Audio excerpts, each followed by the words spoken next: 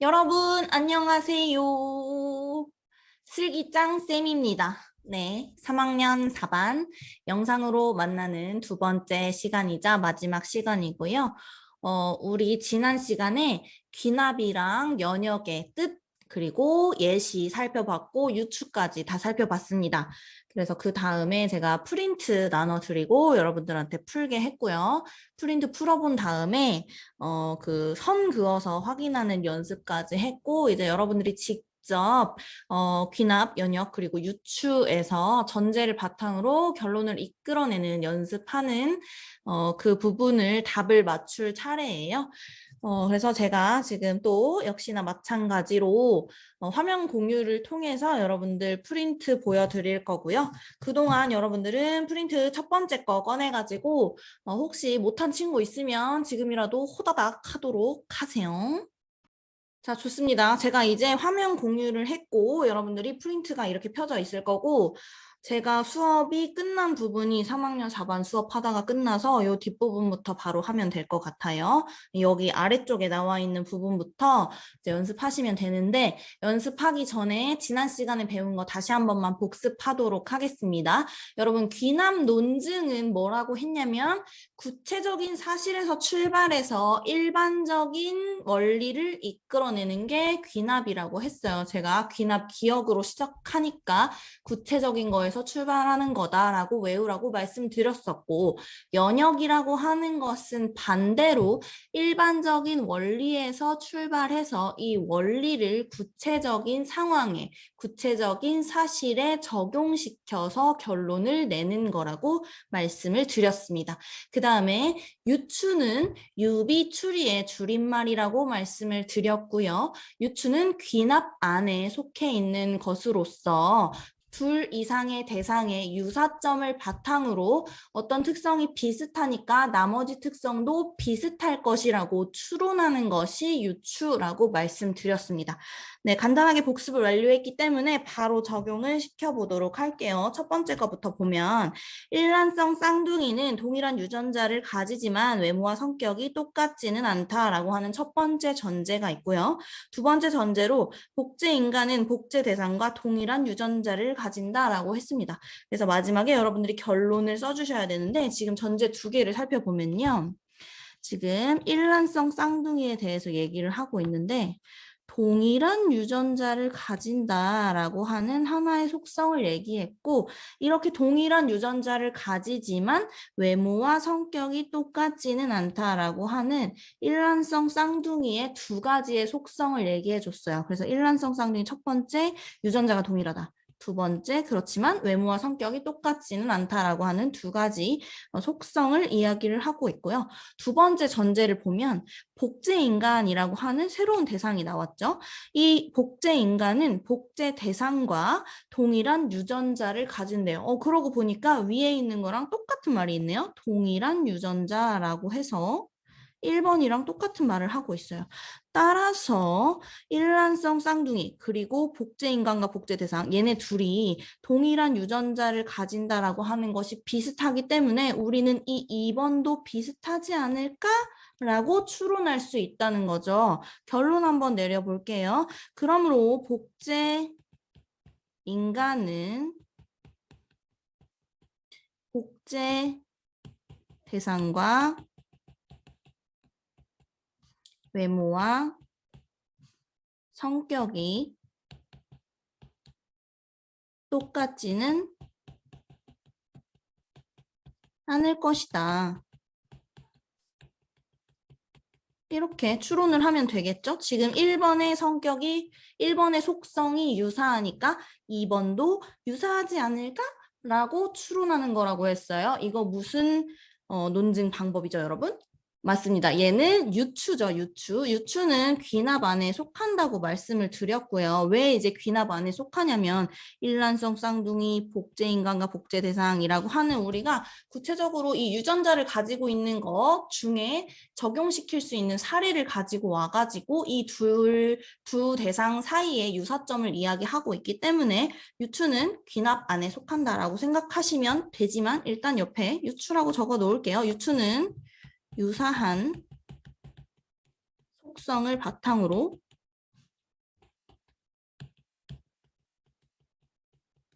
추론하는 거라고 말씀드렸죠. 괜찮으신가요? 네, 그러면 오른쪽 예시로 넘어갈게요. 자, 이거 우리 되게 많이 봤던 그런 지금 전제들인 것 같아요. 알렉산더도 죽었다. 셰익스피어도 죽었다. 아인슈타인도 죽었다라고 했습니다. 그리고 그 밑에 보니까 알렉산더, 셰익스피어, 아인슈타인은 모두 사람이다. 그러므로라고 했습니다. 근데 여기 여러분 오타 있죠?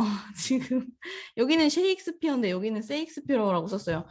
우리 학교 친구들 다 아시겠지만 제가 프린트 만들 때 일일이 다 타이핑하기 때문에 똑같은 말인데도 오타 나는 경우 있어요. 위에 있는 거 고쳐주세요. 위에 있는 거를 셰익스피어로 고치면 될 것 같습니다.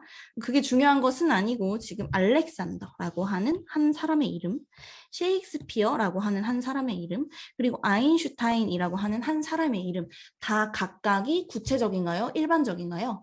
맞습니다. 구체적인 대상들을 가지고 왔어요. 그래서 얘도 죽었고 얘도 죽었고 얘도 죽었대요. 근데 종합해 보니까 이 세 명이 모두 사람이었어. 따라서 결론을 내리자면 죽었다, 죽었다, 죽었다가 공통적이기 때문에 그러므로 모든 사람은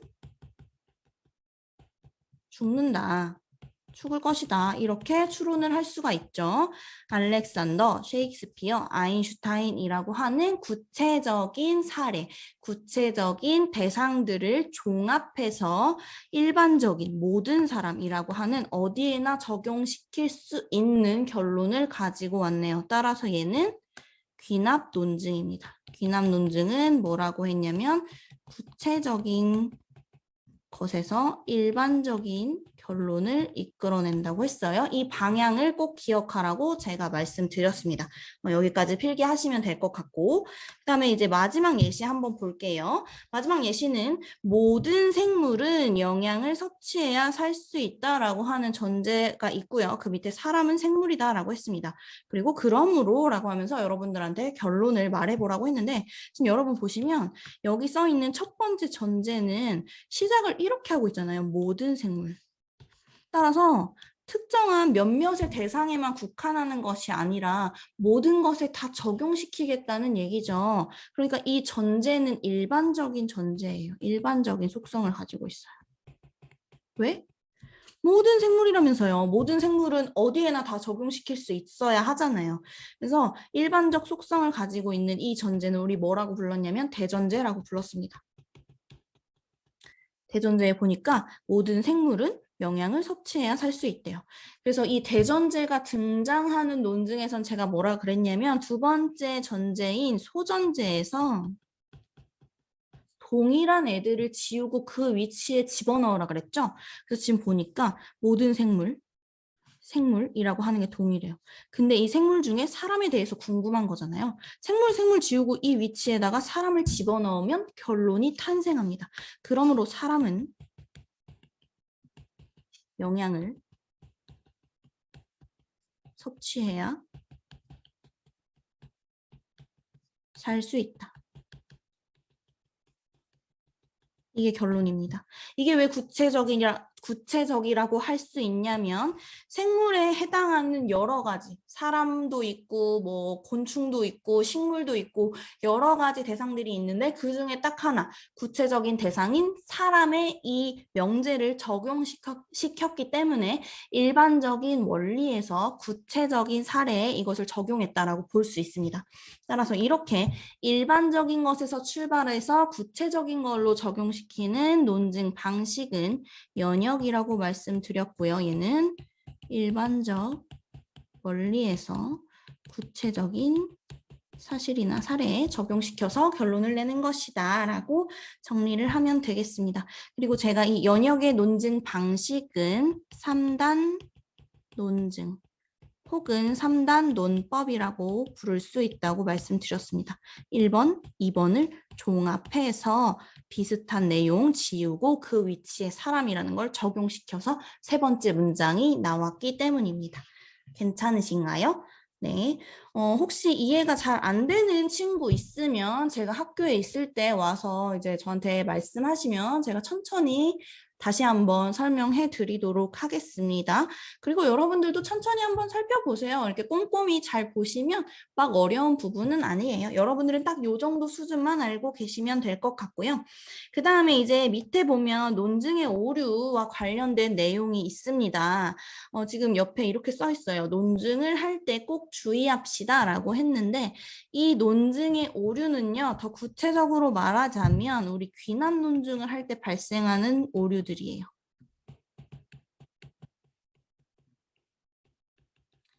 귀납 논증은 뭐라 그랬냐면 구체적인 전제들이 먼저 나타나고 그 구체적인 전제들로부터 일반적인 사실을 이끌어낸다고 했잖아요. 그러니까 구체적인 전제, 즉 달리 말하면 근거들의 어떤 오류가 있으면 그 결론은, 즉 그 주장은 결국 참이될 수 없다는 거죠. 그 말인즉슨 바꿔서 말하자면 여러분들이 어떤 주장을 하고자 할 때 근거에 오류가 없는지를 잘 판단해야 한다는 결론이 나옵니다.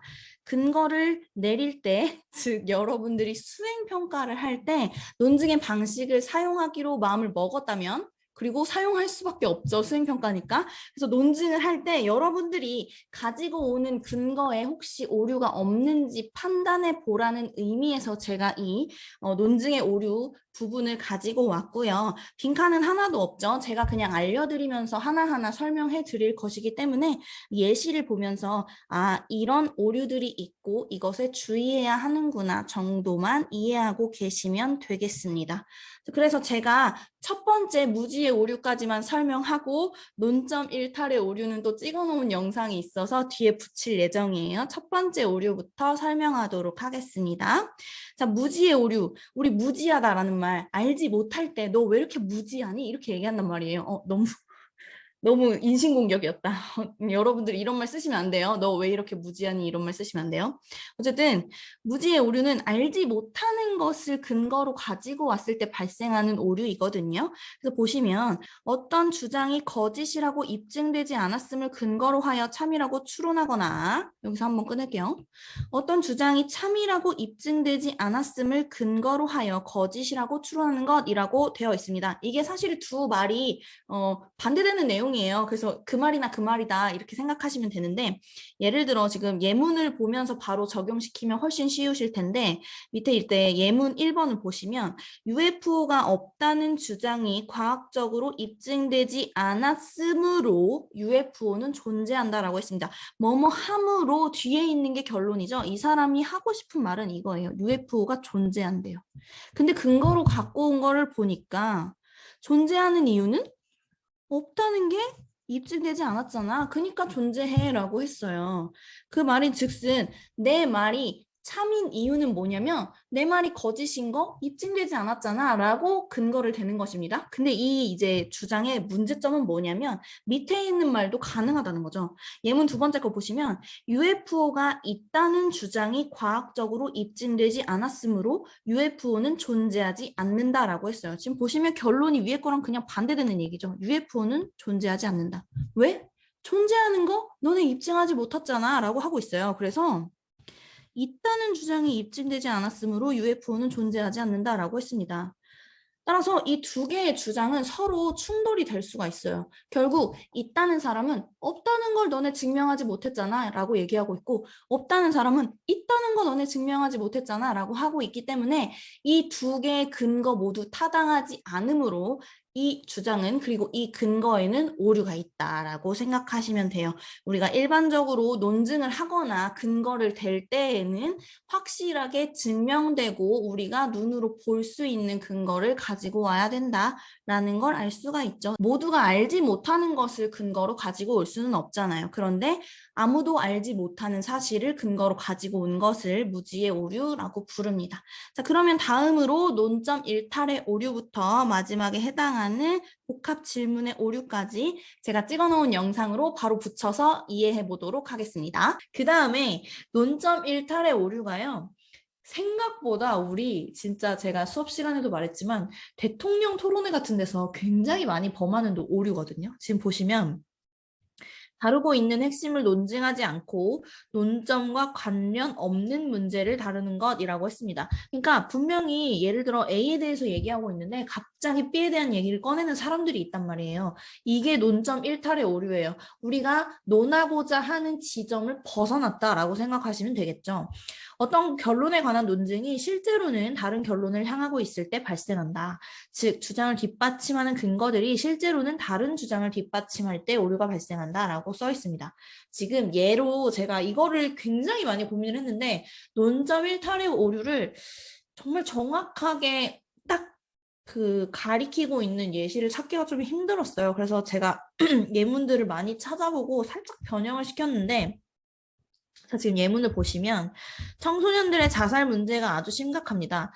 결국에는 이 사람이 원래 하고 싶었던 얘기는 청소년들의 자살 문제죠. 자살하지 말라는 얘기를 하고 싶었어요. 그런데 뒤에서 자살은 주위 사람들을 슬프게 하고 낳아주시고 길러주신 부모님에 대한 예의가 아니라고 봅니다.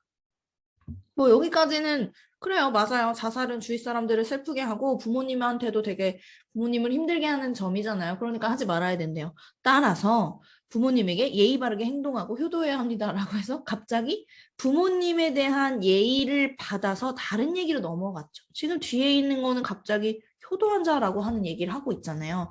그래서 이게 우리가 이렇게 문장으로 봐서 그렇지 일반적으로 뭐 토론이나 혹은 글이나 이런 거에서 얘기를 하다 보면 분명히 A에 대해서 얘기를 하고 있었어. 이게 뭐 예를 들어 국방 정책에 대해서 막 얘기를 하고 있다가 뭐 국방 정책을 이러저러 하게 해야 한다. 막 이런 얘기를 하다가 그래서 상대방 후보 당신은 국방을 어쩌고 저쩌고 했습니까? 이런 식으로 가는 거예요. 그러니까 정책에 대한 얘기를 하다가 상대의 개인적인 국방의 의무에 대한 얘기를 한다. 이런 것도 사실은 논점에서 벗어난 거죠. 이런 식으로 진짜 다루고 있었던 그 얘기를 하고 있었던 부분에서 넘어가서 다른 얘기를 하게 되어서 발생하는 오류를 논점 일탈의 오류라고 얘기를 할 수 있습니다. 그다음에 세 번째 논증의 오류는 순환 논증의 오류예요. 이것도 굉장히 많이 우리가 일상생활에서 황당하게 이제 보게 되는 오류 중에 하나인데 주장을 뒷받침하는 근거를 그 주장을 다른 말로 바꾼 것으로 제시하는 것. 즉 어떤 주장에 관해 근거를 묻는데 주장을 재진술하여 다시 근거로 삼는 것. 주장과 근거가 사실은 동일한 의미이므로 동어 반복적인 논증이라고 했습니다. 얘가 생각보다 되게 웃겨요. 약간 개그 프로그램에서 많이 쓸 법한 그런 논증의 오류인데 지금 보면 예문에 우리는 옳은 일을 해야 한다. 그래서 그 일을 왜 해야 돼? 그 일이 옳으니까 이렇게 얘기하는 그 일이 왜 옳아? 우리가 해야 하는 일은 옳은 일이야. 이런 식으로 해서 계속 같은 말 반복하는 거 있잖아요. 이런 게 순환 논증의 오류예요. 말 그대로 순환한다는 거죠. 그 일을 왜 해야 해? 옳으니까. 그 일은 왜 옳아? 우리가 하니까 옳아. 이런 식으로 해가지고 순환해서 계속 근거가 주장이 되고 주장이 근거가 되고 이렇게 반복되는 것을 순환 논증의 오류라고 부르고요. 네 번째 오류는 흑백 사고의 오류입니다. 우리가 흑백이라고 하면 진짜 반대되는 두 가지만 존재한다라고 생각하는 걸 흑백 사고라고 부르거든요. 그래서 여기 보시면 중간 개념을 인정하지 않고 두 가지 극단적인 경우만 가능하다고 판단하는 경우에 발생하는 오류예요. 그래서 저는 이 예문을 보면서 이게 되게 약간 젊은 나날의 연애 관계에서 발생하는 문제점이라고 생각하고 예문을 가지고 왔는데 너는 나와의 약속을 지키지 않았다. 그러므로 너는 나를 사랑하지 않는다. 이게 사실 중간 개념이 있잖아요. 약속을 지키지 않은 걸로 너는 나를 사랑하지 않는다라고 얘기하기에는 지금 이 사람은 사랑한다와 사랑하지 않는다로 두 가지로 나누어서 생각만 하고 있기 때문에 흑백 사고에 오르죠. 근데 사실 이게 논점 일탈에 오르기도 한 것 같아요. 아닌가? 약속을 지키지 않는 게 사랑하지 않는 거랑 완전 관련이 되나? 뭐 관련이 된다면 논점 일탈의 오류가 아닐 수도 있지만 약속과 사랑은 또 별개의 개념일 수도 있잖아요. 이게 완전히 오류 투성인데 어쨌든 너가 나한테 그렇게 한 걸로 봤을 때 너는 나를 사랑하지 않나? 라고 해서 사랑하거나 사랑하지 않거나 이 두 가지 개념으로만 생각해서 해석하는 거 흑백 사고의 오류라고 할 수 있습니다. 이것도 굉장히 많이 범하는 오류인 것 같아요. 뭐 이렇기 때문에 너의 이런 측면을 봤을 때 이렇다. 뭐 이런 식으로 단적으로 양쪽 중에 하나로만 판단하는 거 흑백 사고의 오류라고 할 수 있고요. 그 다음에 다섯 번째 복합 질문의 오류.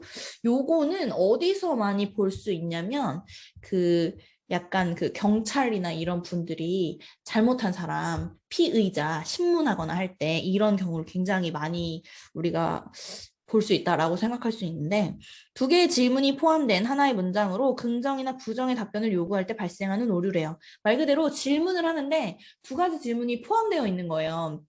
그래서 나는 예를 들어 한 가지는 예고 두 번째 거는 아니야. 근데 이 두 개를 그냥 짬뽕 시켜가지고 얘야 아니야? 이렇게 물어봤어요.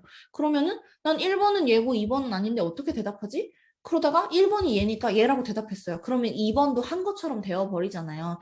그런 질문을 하면 안 된다라고 하는 오류인데요.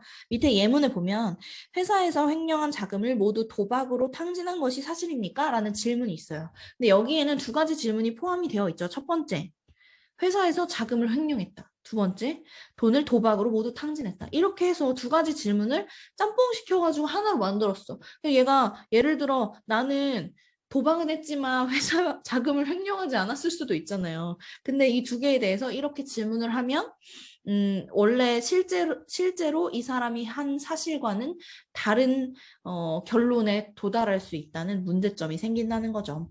그래서 여러분들이 앞으로 이 논증을 할 때에는 5개의 오류는 좀 주의했으면 좋겠다라는 생각에서 제가 이 5개를 가지고 왔고요. 생각보다 조금 어려운 개념일 수도 있으니까 자꾸 읽어보시고 여기에 해당하는 예문만 조금 확인하는 정도로 이해하셨으면 좋겠습니다. 제가 지금 여러분들에게 나눠드린 이 프린트의 내용을 이걸 적용시켜서 다른 예문에 적용시켜 봐라라고 하기에는 너무 어려운 개념인 것 같고요. 다만 프린트 안에 나와 있는 예문은 그래도 조금 인지하고 있으면 좋겠다라는 전달을 드리면서 우리 3학년 2반은 진도가 가장 빠른 반이기 때문에 본문으로 넘어가 보려고 하는데요. 여러분들 아직 본문 펼치지 마시고 제가 사실은 굉장히 야심차게 준비한 게 하나 있어요, 여러분. 그래서 아직 책 펴지 마세요. 책 펴지 말고, 책 펴면 재미없어, 이거는. 책 펴지 말고, 책 펴지 말고 있다가 중간에 너무 모르겠다 싶으면 책 펴서 보시면 되겠습니다. 자, 제가, 그래도 이제 본문에, 제가 지난번에 이제 귀남 논증 설명하면서 말씀드렸지만, 이 귀남 논증이라고 하는 것은 구체적 사례를 종합해서 일반적인 결론을 내는 거잖아요.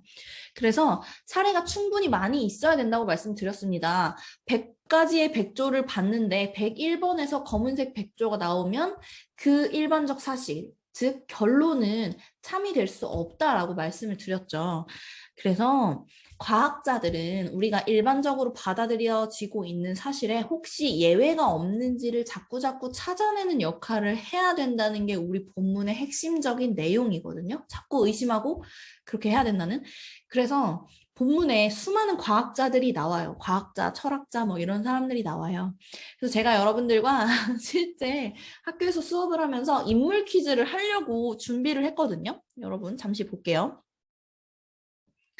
그래서 인물 퀴즈를 여러분들과 실시간으로 하지는 못하지만 그래도 제가 이거 준비를 했는데 인물 퀴즈를 하지 않고 넘어가는 것은 조금 속상하다 싶어서 영상으로 함께하는 슬기짱 쌤과 함께하는 인물 퀴즈 준비했습니다. 혹시 내가 몇 개나 맞출 수 있나 한번 보시면 되겠습니다. 인물 퀴즈 진행 방식은 아시죠? 여러분들 사진이 나오면 그 사진에 해당하는 정답의 인물을 빠르게 외치는 친구한테 제가 그래서 상품을 주려고 했는데 요거는 못 드리겠지만 그래도 해보도록 하겠습니다. 제가 총 몇 개였을까요? 한 7문제? 요 정도 준비한 것 같거든요. 보도록 할게요. 1번 문제입니다. 빨리빨리 맞춰보세요. 1번 문제. 누굴까요? 네, 정답은 동일하게 생겼나요? 정답은 슬기짱 쌤입니다. 여기까지는 쉽죠, 여러분? 두 번째 문제부터 조금 어려우니까 나 정 모르겠다라고 하면 교과서 보고 누군지 한번 살펴보세요. 자, 두 번째 문제. 이 사람은 누구일까요? 저도 사실은 몰라요, 여러분. 우리가 재밌자고 그냥 하는 거니까. 이 사람 힌트 드리겠습니다. 이 사람은 이탈리아의 물리학자이자 천문학자입니다. 피사의 사탑에서 낙하 실험을 한 걸로 유명한 사람입니다. 누구일까요? 두구두구두구. 정답은 갈릴레오 갈릴레이입니다. 혹시 맞춘 사람 있나요? 다음 넘어갈게요. 다음 퀴즈. 이 사람은 누구일까요? 이 사람은요. 프랑스의 화학자이자 미생물학자인 사람인데요. 저는 이 사람 이름 딱 들으면 우유가 생각이 나요. 네, 이 사람의 우유가 되게 유명하거든요. 네, 아인슈타인 땡이고요. 정답은 파스테르입니다. 맞춘 사람 있나요? 네, 본문에 다 있는 사람이죠. 잘 찾아보세요. 세 번째 문제 나갑니다. 세 번째 문제. 이 사람은 누구일까요? 이 사람 지금 여러분들 보시면 되게 오래된 사람 같죠? 이 사람 기원전 사람이에요. 그래서 사진이나 그림이나 이런 게 없고요. 이 사람은 기원전 384년에서 322년까지 살았던 사람이고 고대 그리스의 철학자입니다. 플라톤의 제자로 유명하죠. 이 사람 정답은 아리스토텔레스입니다. 맞춘 사람 있나요? 혼자 하니까 되게 민망하다. 얘들아, 너네 대답하고 있지? 다음 문제 갑니다. 다음 문제. 이 사람은 누구일까요? 이 사람도 지금 글씨를 보면은, 이 사람 그림을 보면은 되게 약간 오래된 듯한 느낌이 들죠? 이 사람도 고대 그리스의 천문학자이자 지리학자인 사람입니다. 지금 딱 그림 퀄리티가 뭐 동상이라든가 아니면 이런 식으로 되게 흐릿하다던가 한 사람들 되게 오래된 사람인데 이 사람은 뭘 주장했던 사람이냐면 천동설을 주장했던 사람이에요. 그래서 우주의 중심이 지구이고 지구를 기준으로 태양이 돌고 있다라고 했던 사람입니다. 이 사람은 정답은 프톨레마이오스입니다. 맞춘 사람 있나요? 다음 문제. 이거 진짜 쉬워요, 여러분. 다음 문제 갈게요. 누구일까요? 맞아요, 여러분. 저의 사랑 류준열 하나 넣어봤어요. 마지막 문제 나가겠습니다. 마지막 문제. 이 사람 누구일까요? 네, 이 사람은 방금 전에 나왔던 프톨레마이오스의 주장, 즉 천동설을 반대해서 지동설을 주장한 사람입니다. 폴란드의 천문학자이고요. 정답은 코페르니쿠스입니다. 이렇게 해서라도 여러분들한테 지금 본문에 나오는 과학자들의 이름에 대해서 한번 좀 익숙하게 하고 넘어가고 싶었는데요. 익숙해졌는지는 잘 모르겠지만 지금부터 여러분들은 이 영상을 종료하고요. 본문을 읽어볼 겁니다. 늘 그랬듯이 여러분들 아시잖아요. 제가 여러분들한테 본문 먼저 읽게 하고 그 다음에 같이 한번 읽어보고 그 다음에 학습활동 진행하고 하는 걸로 여러분들 순서 진행되는 거 아시죠? 지금부터는 교과서 176, 177쪽을 읽고요. 여러분들 스스로 178, 179쪽에 있는 학습활동을 하는 시간을 가져보도록 하겠습니다. 그래서 오늘 수업은 여기까지 할 거고 여러분들이 이미 귀납과 연역이라는 논증 방법에 대해서 공부를 했기 때문에 우리 본문이 과연 귀납의 방식으로 서술이 되고 있는지 연역의 방식으로 서술이 되고 있는지를 한번 판단하면서 읽어보셨으면 좋겠습니다. 글 구조 크게 어렵지 않으니까요. 여러분들 잘 하실 수 있을 거고요.